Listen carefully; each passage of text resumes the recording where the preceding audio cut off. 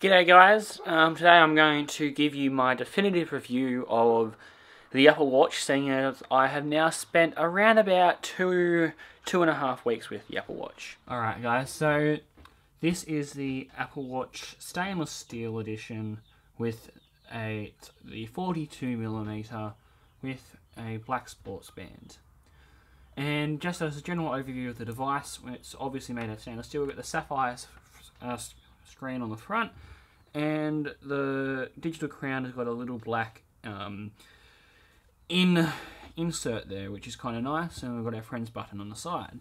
On the other side we've got the speakers and the microphone, each of which are actually really loud.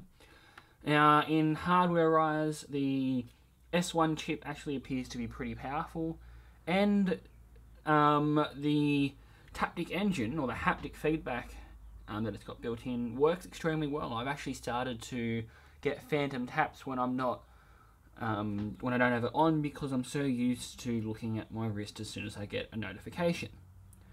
So, a brief overview of the OS. Every time you bring it on, you get greeted with your watch face if you have it set to that. And if you notice, the raise to view works pretty well. It works almost every single time. The only times it doesn't work is when it doesn't detect the horizontal position. If I hold my wrist at a extremely funny angle, often it will not turn on, but mostly you raise your wrist to the horizontal and it always will turn on.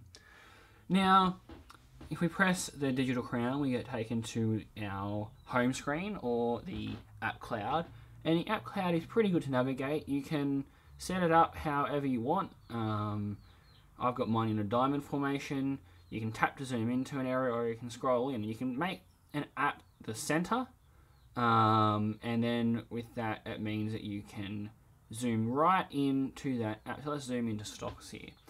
Now, it's mostly pretty quick to load. If you notice here, that was pretty darn quick to load, and it's pulling all the data from my iPhone 6, which is currently connected up to Wi-Fi, and I found that it works pretty well on cellular connection as well. So we've got all our stocks here. This is one app I don't tend to use, but if you use stocks, that's how you do. There's a few killer apps that are built in from Apple, which are very important to me. For example, the remote app. I can control my laptop's iTunes library, or I can control our Apple TV. I currently don't have my iTunes library open, so I can't control that, but I can control the TV.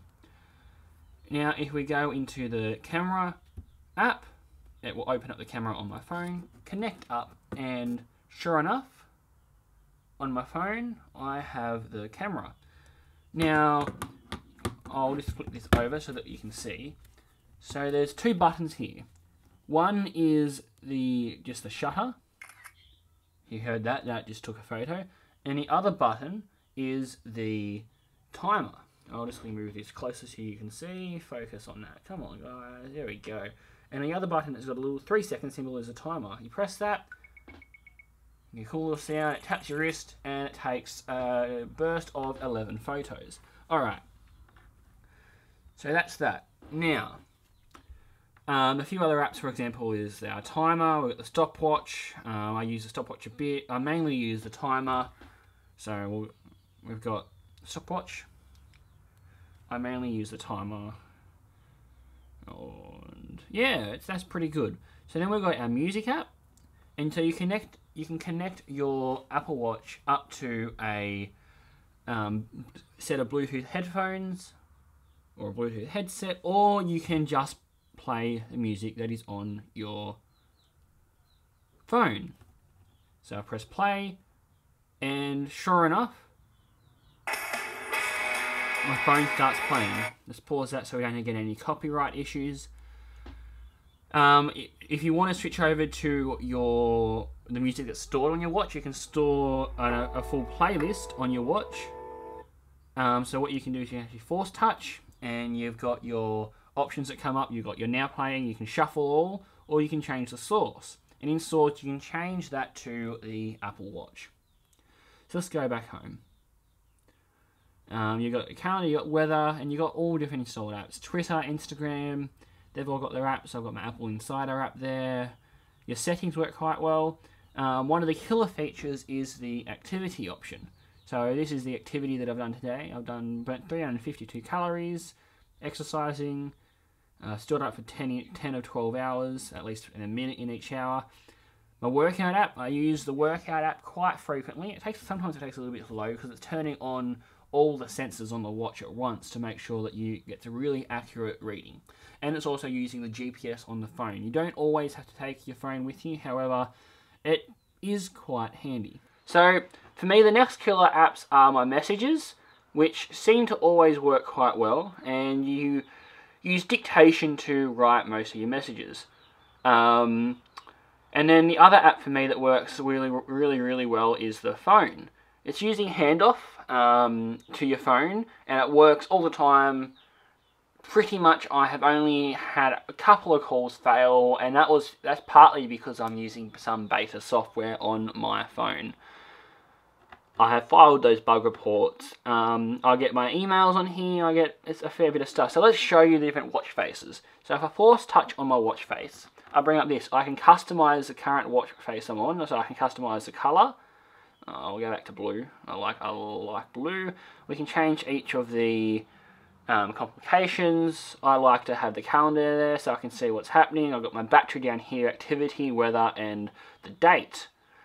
So here I can change all the different watch faces. So there's the astronomy one, the color, solar, and the chronograph. The chronograph is one I really like. I've got a blue face. We've got the stopwatch built into that, and you reset that. I've got my activity down here, my temperature, and I've got the world clock, which I've also set up to display the time for where I live. Alright, so all in all, the Apple Watch has turned out to be a pretty great device. Yes, there are a few areas in which the watch could really be improved, but overall, it's become a pretty good first generation device.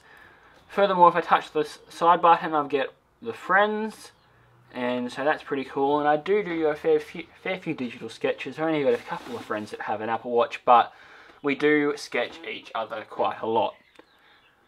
So I think that's about all that I can show you at the moment. Oh no, we can show you the glances. We'll go and show you glances. Sometimes I have a little bit of difficulty hitting targets because my fingers are quite large. So if I'm on my watch face, I can swipe up and I will reach glances. So these are just the settings. We've got airplane mode, do not disturb, and mute. Do not disturb turns do not disturb on with your phone as well. And this little button down here pings your phone so you can find it. I've used this a little bit. So if I just tap it quickly, my phone will make a noise. And if I tap and just hold my finger there, it'll flash the light so I can see where my phone is. We've got our music glance, heart rate. So it measured my heart rate 2 minutes ago. That must have been when I had the workout app open. So it takes about 15 seconds to measure. And usually it is pretty accurate, I've found. Some people were complaining about the accuracy of it, but they just probably weren't wearing the watch right because it uses some LED sensors to read your heart rate. So my heart rate's relatively high right now. Well, it's about average. I normally sit around the mid-60s, so it could just be the fact that I've been quite busy today. So then we've got our battery glance. We can go into power reserve, our exercise glance, calendar, weather, and I've got my things glance, my trip view, and maps. And I've also got knock. So this is quite a really solid device. I'm sure Apple will continue to improve it with each OS update. And in all honesty, it's probably the most solid first generation device that Apple has put out in a very long time. I hope you guys enjoyed that review. Comment, subscribe, and take a look at all my other videos. I've got a few other tech videos, but mostly I have some pretty unique and funny videos that I post. Enjoy!